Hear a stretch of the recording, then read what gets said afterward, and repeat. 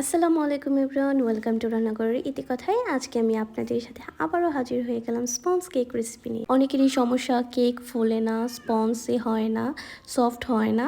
তো যারা নতুন আছেন তাদের জন্য আজকে এই কেকটা একদম পারফেক্ট একটা রেসিপি।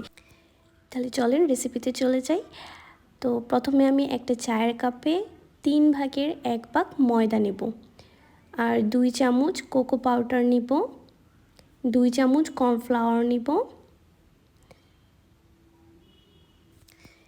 নিয়ে নেব হাফ চামচ বেকিং পাউডার, হাফ চামচ লবণ। এগুলো ভালো করে এখন চেলে নেব।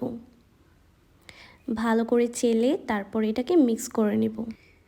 এখন আমি একটি ডিম নিয়ে নেব, আর ডিমটা যেহেতু আমার বড় সেহেতু আমি ডিমটা একটা ডিম নিয়েছি। আপনারা দুটো ডিমও দিতে পারেন, পরিমাণটা সেমই থাকবে।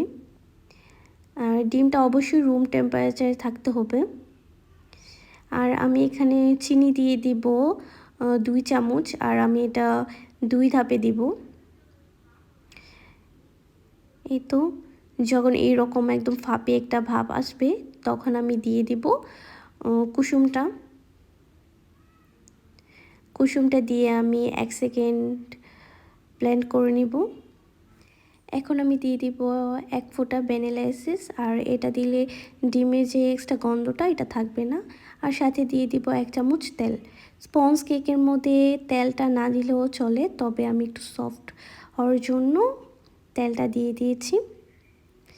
এই তো এরকম একটা ফ্লাফি ভাব আসবে। এখন আমি দিয়ে দিব আগে থেকে যে ময়দাটা তৈরি করেছি এটা। আমি এটা আবারও চেলে দিয়েছি, আমি 2 বার চেলে নিয়েছি, এতে করে স্পঞ্জ কেকটা ভালোভাবে হবে। তো এই তো আমি আস্তে আস্তে এটাকে মিশিয়ে নিয়েছি। এই তো ডোটা আমার পারফেক্ট হয়ে গেছে। এখন আমি এটা মোল্ডে ঢেলে নিব, আর ওভেনে আমি এটা 30 মিনিটের জন্য মেক করতে দেব।